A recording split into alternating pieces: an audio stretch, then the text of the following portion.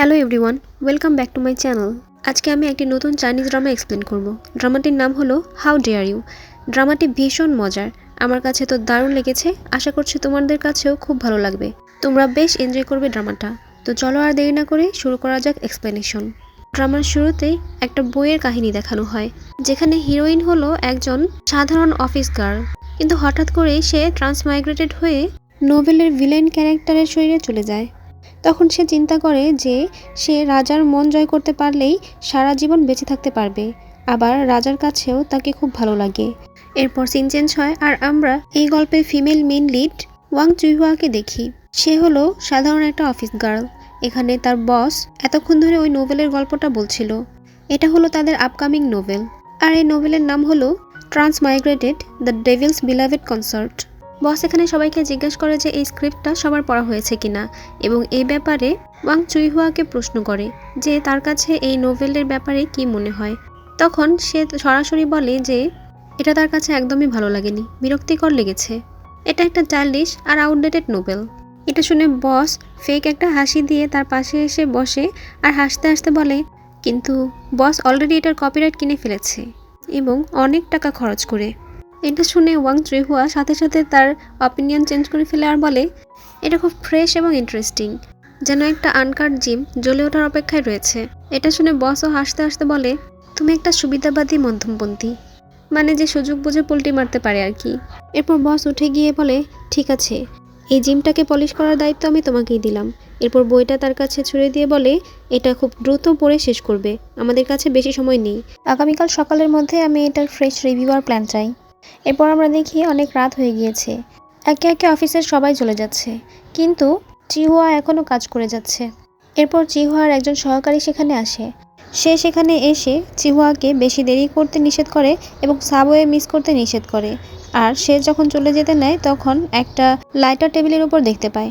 সে ওই লাইটারটা টেবিলের উপর নিয়ে সেটা জ্বালিয়ে চিহুয়াকে তার জন্মদিনের উইশ করতে বলে, কারণ মধ্যরাতে সে ঘুমিয়ে পড়বে, তাই সে অ্যাডভান্স উইশ করতে চায়। চিহুয়া এতে খুশি হয়। সে তখন ভাবতে থাকে যে সে কি উইশ করবে। তখন তার কলিগ বলে, বড় কিছু উইশ করো, যদি সত্যি হয়ে যায়। তখন চিহুয়া বলে, আচ্ছা ঠিক আছে।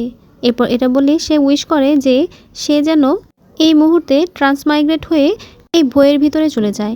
তাহলে সে এই গল্পের ভিলেন সে ইয়ঙ্গারকে জিজ্ঞেস করবে যে সে কি ভেবে পৃথিবীতে এত খারাপ কাজ করেছিল। এরপর সে তাড়াতাড়ি করে সাবওয়েতে যায়, কারণ সে অনেক লেট করে ফেলেছে। দেরি হলে সাবওয়ে মিস হয়ে যেতে পারে। তবে সে ঠিক সময়ে সাবওয়েতে পৌঁছে যায়। এরপর সে যখন সাবওয়েতে চলে যাচ্ছিল তখন হঠাৎ করে সেখানকার সব কিছু স্টপ হয়ে যায়। চিহুয়া তো বুঝতে পারে না যে তার সাথে কি হচ্ছে। সে সবাইকে অবাক হয়ে দেখছিল।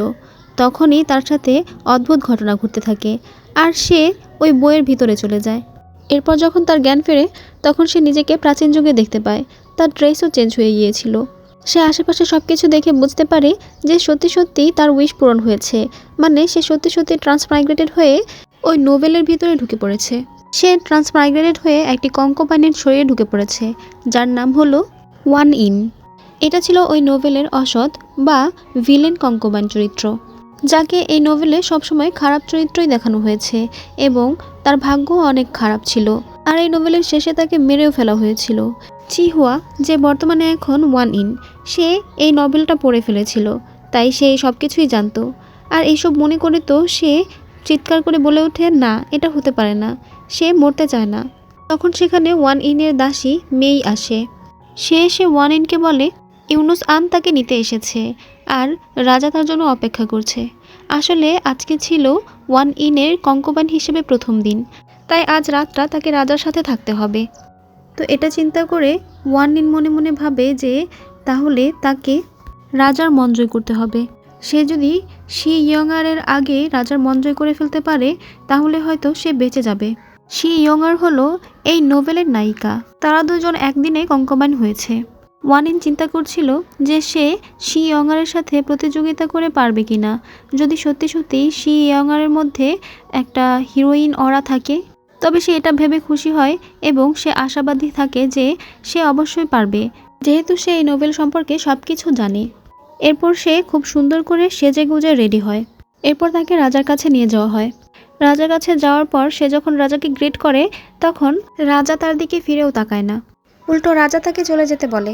দুজন গার্ড এসে তখন ওয়ানিনকে টেনে নিয়ে যেতে নিলে ওয়ানিন মনে মনে চিন্তা করে এটা কিভাবে সম্ভব, অরিজিনাল স্টোরিতে তো এমন ছিল না। সে চিৎকার করে রাজাকে বলতে থাকে, আমাকে এখানে থাকতে দিন, আমাকে আপনাকে সার্ভ করতে দিন, আমি মরতে চাই না। রাজা তখন গার্ডদেরকে বলে, কি, মেয়েটি এখানে থেকে আমাকে সার্ভ করতে না পারলে তাকে মেরে ফেলা হবে? এটা শুনে তো ওয়ানিন অবাক হয়ে যায়। সে মনে মনে ভাবে, ওয়েট ব্রো, আপনি নিজেই তো রাজা, আপনি কেন গার্ডদেরকে জিজ্ঞেস করছেন? তখন ওয়ানিনের মনে আসলে সন্দেহ হয়। এরপর রাজা সেখানকার সবাইকে চলে যেতে বলে আর ওয়ানিনকে এখানে থেকে যেতে বলে। এরপর ওয়ানিন রাজার কাছে গেলে রাজা বলে, হে ইউ কঙ্কোবাইন, ইউ, তুমি নিজের জন্য নিজে বিছানা করো আর সেখানে ঘুমিয়ে পড়ো। এটা শুনে তো ওয়ানিন আরও অবাক হয়ে যায়। সে তখন মনে মনে ভাবে, সে আমাকে কি বলল, হে ইউ, এটা তো মডার্ন এক্সপ্রেশন, তাহলে কি সেও ট্রান্সমাইগ্রেটেড করে এখানে এসেছে? এটা ভেবে সে রাজাকে বলে, রাজা, আমি কি আপনাকে একটা প্রশ্ন করতে পারি? রাজা হ্যাঁ বললে সে তখন প্রশ্ন করে, হাউ আর ইউ? এটা শুনে রাজা একটু অদ্ভুত আচরণ করে আর তারপর উত্তর দেয়, fine, thank you, and you? এরপর আর কি, ওরাও দুজনেই বুঝতে পারে যে ওরা দুজনেই ট্রান্সমাইগ্রেন্ট। এরপর ওরা দুজন বসে বসে গল্প করতে থাকে যে এখানে আসার আগে ওরা কে কোথায় ছিল এবং কি করছিল। তো এই রাজার নাম হচ্ছে শিয়াহো ডান। সেও ওয়ানিনের মতো একজন ভিলেন এবং গল্পের শেষে নায়ক এবং নায়িকার দ্বারা তাকেও মেরে ফেলা হয়। যেহেতু ওয়ানিন এই গল্পটা পড়েছে তাই সে জানে যে এই নোভেলে কি হতে যাচ্ছে এবং কোন চরিত্র কেমন, কার সাথে কি ঘটবে। তো ওয়ানিন এখানে শিয়াহো ডানকে সব কিছু বলছিল, কারণ শিয়াহো ডান কিছুই জানতো না। ওয়ানিন এখানে শিয়াহো ডানকে বলে যে তোমার নাম হলো শিয়াহো ডান, তোমাকে তোমার মা, ভাই, মন্ত্রীরা, কঙ্কোবাইনরা এবং পুরা দেশ ঘৃণা করে, এমনকি অরিজিনাল স্টোরি হিসাবে আমিও তোমাকে ঘৃণা করি। এসব শুনে রাজা তখন জিজ্ঞেস করে, আমি কি এমন ক্ষমার অযোগ্য কাজ করেছিলাম যে সবাই আমাকে ঘৃণা করে? ওয়ানিন তখন জানায় যে সম্রাজ্ঞী ডাওগার আসলে তার গর্ভধারিণী মা না, তাই সে তাকে ভালোভাবে মানুষ করেনি, ভালো শিক্ষায় বড় করেনি। ডান ছোটবেলা থেকে অনেক নিষ্ঠুর, বদমেজাজি আর রক্তপিপাসু। এছাড়াও সে আরও অনেক জঘন্য এবং খারাপ কাজ করেছে, যেগুলোর প্রভাব শুধু রাজপ্রাসাদের ভিতরে না, বাইরে দুনিয়াতেও পড়েছে। আর নোবেলের শেষের দিকে প্রিন্স ডুয়ান ন্যায় বিচারের নামে ডানকে হত্যা করবে। তো এসব শুনে ডান হাসে। তখন ডানকে হাসতে দেখে ওয়ানিন বলে, কি ব্যাপার, নিজের মৃত্যুর খবর শুনে তুমি হাসছো কেন? তখন ডান বলে, আমাকে কে মারবে, আমিই তো রাজা। নোভেলে যারা যারা আমাকে মেরে ফেলেছিল আমি আগেই তাদেরকে মেরে ফেলবো। তখন ওয়ানিন বলে যে না, তুমি এটা করতে পারবে না, কারণ প্রিন্স ডুয়ান আর শি ইয়ংআর দুইজনই এই নোভেলের প্রোটাগনিস্ট, তাই আমরা প্রোটাগনিস্টদেরকে মেরে ফেলতে পারবো না। তো যাই হোক, এটা এখানে আলাপ আলোচনা করার পর সন্দেহ করে যে এই নোভেলের মেইন দুইটা ক্যারেক্টার হচ্ছে তারা দুইজন, তাহলে আরও যেই মেইন ক্যারেক্টারগুলো আছে তাদের মধ্যে প্রিন্স ডুয়ান এবং শি ইয়ংআরও আছে। তো তারা সন্দেহ করে যে হয়তো প্রিন্স ডুয়ান আর শি ইয়ংআর তারা দুইজনও ট্রান্সমাইগ্রেটর। তারা দুইজন ছাড়া তাদের মধ্যে আর কে কে ট্রান্সমাইগ্রেটর এটা বোঝার জন্য তারা দুইজন প্ল্যান করে একটা আনন্দ সভার আয়োজন করে। আর এই সভা বা বাকেটে কে কোথায় বসবে এটা ঠিক করে দেয় ওয়ানিন। রাজা ইউনুস যখন ওয়ানিনের কাছে আসে এই বাকেটের দিকটি পড়ে শোনানোর জন্য, তখন ওয়ানিন আগেই সবকিছু বলে দিচ্ছিল। এটা দেখে ইউনুস অবাক হয়ে যায় আর বলে, আপনি আগেই কিভাবে জানেন? কিন্তু ওয়ানিন সেটার উত্তর না দিয়ে সে একটা ফ্লোচার্ট বানিয়েছে যে কে কোথায় বসবে। ওই ফ্লোচার্টটা ইউনুসের হাতে ধরিয়ে দেয় আর বলে এভাবেই অ্যারেঞ্জ করতে। আসলে সে এই নোভেলে থাকা রাজার যে কনকোবাইন এবং কনসোর্টরা ছিল তাদের প্রত্যেকের নাম লিখে লিখে ফ্লোচার্টটা বানিয়েছে, কারণ তারা তো এখানকার কাউকেই চিনে না, তাই তারা প্রত্যেকের সিটের নাম দেখে দেখে চিনতে পারবে যে কে কোন ক্যারেক্টার। এরপর সে বাকেটের সিন দেখানো হয়, সেখানে রাজার সকল কঙ্কুবাইনরা এবং কনসোর্টরা চলে আসে।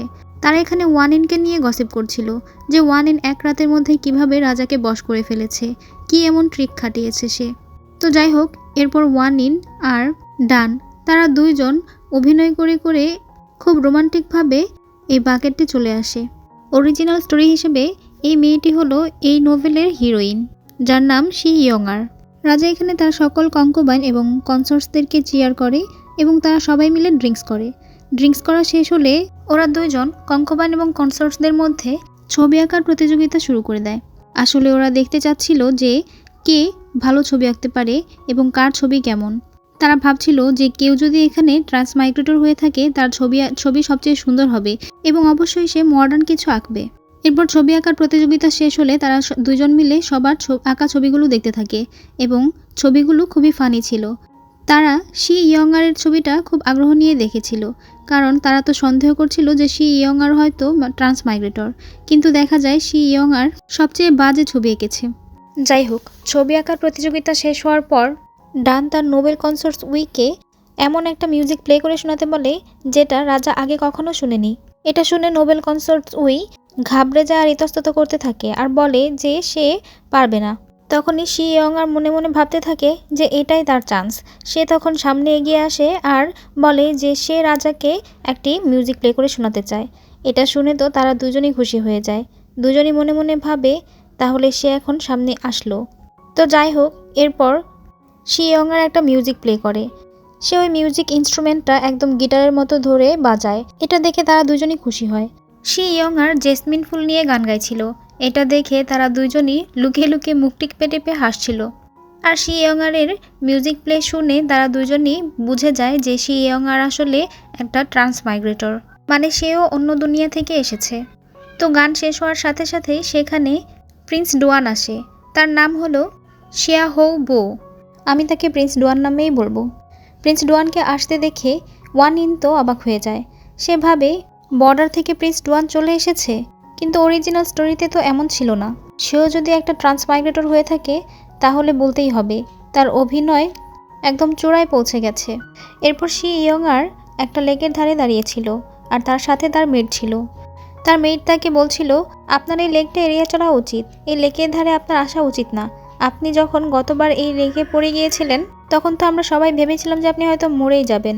এটা শুনে শি ইয়ংআর মুচকি হাসে আর বলে, তুমি চিন্তা করো না, এটা আর দ্বিতীয়বার হবে না। এরপর সে মনে মনে ভাবে, বোকা লিং, তুমি যেই শি ইয়ংআরের কথা বলছো সে অলরেডি মৃত। তোমরা সবাই এই নোভেলের কেবলমাত্র 2D ক্যারেক্টার। মাত্র তো এই স্টোরি শুরু হলো, কিন্তু আমি অলরেডি এই পুরো বই শেষ করে ফেলেছি। শি ইয়ংআর, তোমার কাইন্ডনেস এই দুনিয়াতে শান্তি কিনতে পারেনি।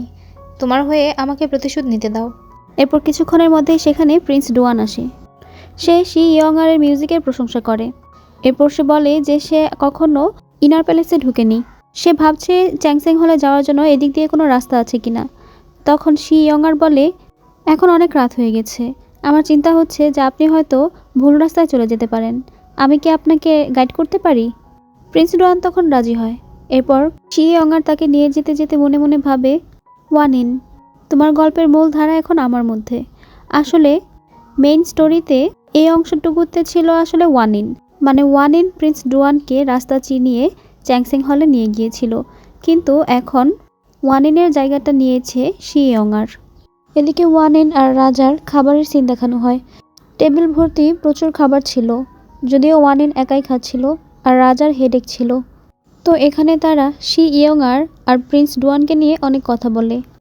তারা এখানে অনেক কিছু প্ল্যানও করে যে তারা কিভাবে বেঁচে থাকবে। তারা এটা ব্যাপারে শিওর যে শি ইয়ংআর একটা ট্রান্সমাইগ্রেটর, কিন্তু এটা বলতে পারছে না যে প্রিন্স ডুয়ানও একজন ট্রান্সমাইগ্রেটর কিনা। যদি সে ট্রান্সমাইগ্রেটর হয়ে থাকে তাহলে তাদের জন্য একরকম বিপদ, আর যদি সে ট্রান্সমাইগ্রেটর না হয়ে থাকে তাহলে অন্যরকম। তবে প্রিন্স ডুয়ান ট্রান্সমাইগ্রেটর হোক বা না হোক, দুই দিক থেকেই তাদের বিপদ। যদি প্রিন্স ডুয়ান ট্রান্সমাইগ্রেটর হয়ে থাকে তাহলে ওয়ান ইন আর রাজা, তাদের দুজনের মধ্যে যে কোনো একজন সার্ভাইভ করতে পারবে। তারা চিন্তা করে যে তারা দুইজন শি ইয়ংআর আর প্রিন্স ডুয়ান দুজনের সাথে খোলাখুলিভাবে কথা বলবে। যেহেতু তারা সবাই ট্রান্সমাইগ্রেটর, তাহলে সবাই একে অপরের প্রতি শত্রুতা পোষণ না করে কথা বলে এই বিষয়টা সলভ আউট করে ফেলাই তো ভালো। সার্ভাইভ করতে কে না চায়। তো যাই হোক, তারা এখানে আলোচনা করে বুঝতে পারে যে এটা সম্ভব হবে না, কারণ শি ইয়ংআর এবং প্রিন্স ডুয়ান কেউই তাদের পক্ষে আসবে না। তাই ওয়ান ইন চিন্তা করে যে সে শি ইয়ংআরের সাথে কম্পিট করবে, আর সে রাজাকে বলে যে শু ইয়াওকে তাদের দলে নিয়ে আসতে। শু ইয়াও হলো প্রিন্স ডুয়ানের একজন কৌশলবিদ। সে খুব ট্যালেন্টেড আর চালাক।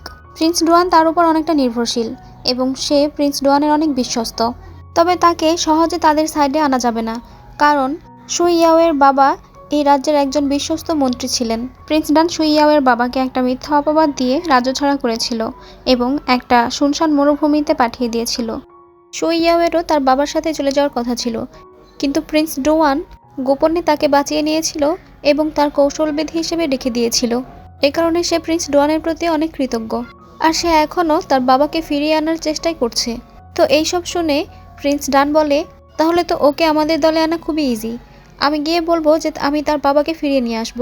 তখন ওয়ানিন শুইয়াও রাজাকে কি বলতে পারে এটা বলে অ্যাক্টিং করে দেখায়। তখন রাজাও অ্যাক্টিং করে দেখাতে থাকে যে সে কিভাবে শুইয়াওকে কনভিন্স করবে। ওয়ানিন বলে, কেন তুমি ঠিক ভুলের বিচার করতে ভুল করলে, যার ফলে আমার বাবাকে অন্যায় অভিযোগের শাস্তি সহ্য করতে হয়েছে। তখন রাজা বলে, বিশ্বাসী নাকি বিশ্বাসঘাতক এটা কি শুধু একটা স্মৃতিস্তম্ভ দিয়েই নির্ধারিত হয়? ওয়ানিন বলে, আপনি খুব ভালো করেই জানতেন যে গ্র্যান্ড টিউটর ওই আজে বাজে কথা বলছিল, তবুও আপনি তার কথা বিশ্বাস করে আমার বাবাকে নির্বাসিত করেছেন। রাজা তখন হাসতে হাসতে বলে, শুইয়াও, ওহ শুইয়াও, তুমি এখনও এটাই মনে করো যে ওই নীচ বৃদ্ধ লোকটাই তোমার বাবাকে অপবাদ দিয়েছিল? এটা শুনে ওয়ানিন বলে, সে এতটাও বৃদ্ধ নয়। রাজা তখন আবার সেম অ্যাক্টিং করে বলে, শুইয়াও, ওহ শুইয়াও, তুমি কি এখনো মনে করো যে তোমার বাবাকে যে অপবাদ দিয়েছিল সে ছিল এই বেয়াদব ছেলেটা? ওয়ানিন বলে, সে এতটাও যুবক ছিল না। রাজা তখন আবার সেম অ্যাক্টিং করে আর সেম ডায়লগ দেয়, তবে এবার সে বেয়াদব ছেলের জায়গায় বলে বাস্টার্ড। এটা শুনে ওয়ানিন বলে, তুমি কিন্তু ননসেন্স কথাবার্তা বলছো। রাজা বলে, যদি কোনো শয়তান মানুষের চামড়া পরে থাকে তাহলে তুমি কিভাবে নিশ্চিত হবে যে সেটা মানুষ নাকি শয়তান? এটা শুনে তখন ওয়ানিন অবাক হয় আর হাসে আর বলে, এরকম অ্যাক্টিং স্কিল নিয়ে তুমি যদি অ্যাক্টিং প্রফেশনে না যাও তাহলে এটা অন্যায় করা হবে। তো যাই হোক, এরপর তারা দুজনই মাঞ্জা মেরে রেডি হয়ে যায় দেখা করার জন্য দুজনের সাথে। ওয়ানিনকে দেখে রাজা বলে, তোমাকে আজকে অন্যরকম লাগছে। ওয়ানিন বলে, লাগবে, কারণ সে একটু স্পেশালভাবেই সেজেছে, যেহেতু সে স্টোরির নায়িকা শি ইয়ংয়ের সাথে দেখা করতে যাচ্ছে। এটা শুনে রাজা বলে, বেডি মানুষ। তখন হঠাৎ করেই ওয়ানিন বলে, তোমাকেও আজকে অন্যরকম লাগছে। তখন রাজা বলে যে সেও আজকে স্পেশালভাবেই সেজেছে, যেহেতু সে প্রিন্স ডুয়ানের কৌশলবিদ শুইয়াওকে তাদের পক্ষে আনতে যাচ্ছে। এটা শুনে তখন ওয়ানিন বলে, বেডা মানুষ। তো যাই হোক, এরা দুইজন তখন বেরিয়ে পড়ে যার যার উদ্দেশ্যে। এরপর একজন দাসী এসে শি ইয়ংকে খবর দেয় যে কনসার্ট ওয়ানিন খবর পাঠিয়েছে যে সে আজকে বিকালে এই প্যালেসে আসবে। শি ইয়ং বলে, সে কি জানিয়েছে কেন আসছে? তখন দাসীটা না বলে। তখন শি ইয়ং মনে মনে ভাবে, আসল স্টোরিতে কনসার্ট ওয়ানিন হেরেমের সবাইকে ফাঁসাতো আর সব ধরনের জঘন্য কাজ করত। আমাকে পুকুরে ডুবিয়ে মেরে ফেলার পেছনে যাদের হাত আছে তাদের মধ্যে ও একজন, কিন্তু তার কাছ থেকে আমি কোনো রিভেঞ্জ নেওয়ার কোনো সুযোগ পাইনি। এখন এই শত্রু নিজে থেকে আমার কাছে আসছে, এটা ভেবে সে খুশি হয় আর ওই দাসীর কাছে একটা সচেট বা পুটলি দিয়ে এটা প্রিন্স ডোয়ানকে দিতে বলে। এরপর সে তার বাগানের গাছগুলোর পরিচর্যা করছিল, তখন সেখানে ওয়ানিন আসে। সে এসে পিছন থেকে বলে, এতে কোনো অবাক হওয়ার কিছু নেই যে এখানে অনেক ভালো ফুল ফুটে, কারণ তুমি নিজের হাতে এগুলো পরিচর্যা করো। শি ইয়ং বলে যে সে বাগানের গাছের পরিচর্যা করতে খুব ভালোবাসে এবং পছন্দ করে। ওয়ানিন মনে মনে ভাবে, আমরা দুজনে টাইম ট্রাভেলিং করে এখানে এসেছি, তাহলে কেন তুমি এত প্রভাবিত সুরে কথা বলছো? অন্যদিকে শি ইয়ং মনে মনে ভাবে, এই ধরনের তুচ্ছ ছোটোখাটো আলাপ সত্যিই খুব অস্বস্তিকর। এরপর তারা দুজন রুমের ভিতরে ঢোকে। সেখানে ইয়ংআর ওয়ানিনকে তার নিজের হাতে বানানো পেস্ট্রি খেতে দেয়। ওয়ানিন নিতে চেয়েও মনে মনে ভাবে যে এটাতে বিষ নেই তো। যেহেতু ইয়ংআর এই নোভেলের নির্বাচিত নায়িকা, সেহেতু তার এরকম নৃশংস কাজ করার কথা না, কিন্তু তবুও ওয়ানিন পেস্ট্রিগুলো খায় না। সে বলে যে তার দাঁতে ব্যথা, তাই সে এখন মিষ্টি খেতে পারবে না। তবে সে এই পেস্ট্রিগুলোর এবং ইয়ংআরের অনেক প্রশংসা করে। তো ইয়ংআর তাকে জিজ্ঞেস করে যে সে এখানে কেন এসেছে। তখন সে কোনো ভনিতা না করে সরাসরি কথা বলতে শুরু করে। সে ইয়ংআরের হাত ধরে বলে, প্রিয় ইয়ংআর, কঙ্কোবাইন এবং কনসর্টস এ ধরনের সকল উপাধিই শেষে গিয়ে একই হয়ে যায়। আজ যদি রাজা তোমাকে বেহেশতে তুলে দিতে পারে, তবে কাল রাজা তোমাকে দুজকে নিক্ষেপ করতে পারে। তার অনুগ্রহ এবং ঘৃণা কেবলই এক মুহূর্তের খেয়াল ছাড়া আর কিছুই না। এই ধরনের প্যালেসে আমরা নারীরা কেবলই খেলার গুটি ছাড়া আর কিছুই না। তাই আমরা নিজেরা যদি নিজেদের খেয়াল না রাখি, তাহলে আমাদেরকে ওই নিচু লোকের হাতের খেলার পুতুল হয়েই থাকতে হবে। ইয়ংআর বলে, কনসার্টু, এই ধরনের প্যালেসে আমাদের নিজেদের কথাবার্তা নিয়ে একটু সাবধান হতে হবে। ওয়ানিন বলে, আমি তোমাকে বিশ্বাস করি ইয়ংআর, আমি জানি তুমি এই কথা কাউকে বলবে না। ইয়ংআর তখন মনে মনে ভাবে, হঠাৎ করে আমার সাথে ঘনিষ্ঠ হয়ে সে আসলে কি করতে চাইছে। অন্যদিকে ওয়ানিন ভাবে সে কি বুঝতে পেরেছে আমি আসলে কি বলতে চাইছি। আমার মনে হচ্ছে আমি ক্লিয়ারলি বলতে পেরেছি, মেয়ে প্রেমে অন্ধ হওয়া বন্ধ করো, পুরুষদের কথা ভুলে যাও। কিন্তু দেখা যায় ইয়ং আর তার কথা বুঝতে পারে না। সে তার হাত ছাড়িয়ে নেয় এবং পেস্ট্রি আনতে যাওয়ার কথা বলে সেখান থেকে চলে যায়। অর্থাৎ ওয়ানিনের এতক্ষণের চেষ্টা ব্যর্থ হয়। এরপর ইয়ং আর একা একা মনে মনে ভাবছিল যে ওয়ানিন হলো এই নোবেলের একটা 2D ক্যারেক্টার। সে সেটাই করবে যেটা তার প্রোগ্রামে সেট করে দেওয়া আছে। তার কথা বিশ্বাস করা যাবে না। ভাগ্য ভালো যে আমি আগেই নোবেলের পুরোটা পড়ে ফেলেছিলাম। তখন সেখানে ইয়ংয়ারের দাসী আসে। সে ইয়ংয়ারের হাতে একটা লাভার্স লকেট দিয়ে বলে এটা প্রিন্স ডোয়ানের তরফ থেকে রিটার্ন গিফট। এটা পেয়ে সে খুশি হয়। অন্যদিকে ওয়ানিনও ইয়ংয়ারের কথাই ভাবছিল আর তার ব্যর্থতার কথা ভাবছিল। তখনই সেখানে থাকা একটা ব্রিজের উপর থেকে একটা গার্ড দৌড়ে এসে ইচ্ছা করে পানিতে লাফ দেয় আর বলতে থাকে যে আমাকে ক্ষমা করে দিন, আমাকে ক্ষমা করে দিন, আমাকে বাঁচান। তার চিৎকারে তখন সেখানে আরও কয়েকজন গার্ড আসে আর তাকে উপরে তুলে নেয়। উপরে তোলার পর সে দৌড়ে ওয়ানিনের কাছে গিয়ে বলে আমাকে মাফ করে দিন, আমি আর এমন করব না, আমি কারোকে কিছু বলবো না। মানে সে ওয়ানিনকে ফাঁসাতে চাচ্ছিল। তো তখনই সেখানে রাজা আর তার ইউনুস আসে। রাজা এসে জিজ্ঞাসা করে এখানে কি হয়েছে। তখন ওই গার্ডটা রাজাকে বলতে থাকে আমার একটা নালিশ আছে। আমি কনসোল 2-কে অন্য একটা লোকের সাথে দেখেছি। তার অ্যাপিয়ারেন্স দেখে মনে হয় সে কোনো গার্ড হবে। আমি দেখে ফেলায় আমাকে দেখে সে দৌড়ে এখান থেকে চলে গিয়েছে। আর আমি এই বিষয়ে রানীকে বলতে গেলে সে আমাকে ধাক্কা দিয়ে ফেলে দিয়ে মেরে ফেলতে চেয়েছে। এটা শুনে তখন রাজা বলে ও তাই, নিয়ে যাও একে এখনই। গার্ডরা তখন কিছুটা এগিয়ে থেমে যায় আর বলে কাকে নিয়ে যাব। তখন রাজা বলে ও ওকে নিয়ে যাও। তখন গার্ডরা ওই গার্ডটাকে ধরেই নিয়ে যেতে থাকে। তখন তো ওই গার্ডটা চিৎকার করে বলতে থাকে যে তাকে কেন ধরে নিয়ে যাওয়া হচ্ছে, তার কাছে প্রমাণ আছে। রাজা জিজ্ঞেস করে কী প্রমাণ। তখন বলে যে তারা পিওনি গার্ডেনে ছিল আর কনসেপ্ট উয়ের ড্রেসে পিওনির দাগ লেগে আছে। আর কিছু বলতে যাবে তখন রাজা জোরে ধমক দিয়ে বলে নিয়ে যাও একে। তখন ওই গার্ডটা বলে যে তার কাছে সাক্ষীও আছে। তখন সে সাক্ষী হিসেবে অন্য একটা লোককে দেখায়। রাজা বলে তাকেও ধরে নিয়ে যাও। এরপর ওই দুইটাকেই নিয়ে যাওয়া হয়। এই সব কিছু ইয়ংয়ারের ওই দাসীটা দেখছিল। সে দৌড়ে গিয়ে তখন ইয়ংয়ারকে এই খবর দেয়। ইয়ংয়ার তো অবাক হয়ে যায়। দাসী বলে রাজা কনসোর্টকে এতটাই বিশ্বাস করে যে ওই সাক্ষীকে কোনো কিছু জিজ্ঞাসাও করেনি। তখন ইয়ংয়ার বলে যে সে আমার নাম বলেনি। তখন ওই দাসী বলে যে না, তার নাম বলেনি। এরপর রাজা ওয়ানিনের কাছে এসে ওয়ানিনকে ধরে বলে ডিয়ার তুমি বলো আমাকে, কে তোমাকে ফাঁসাতে চাইছে? তুমি কি কাউকে সন্দেহ করছো?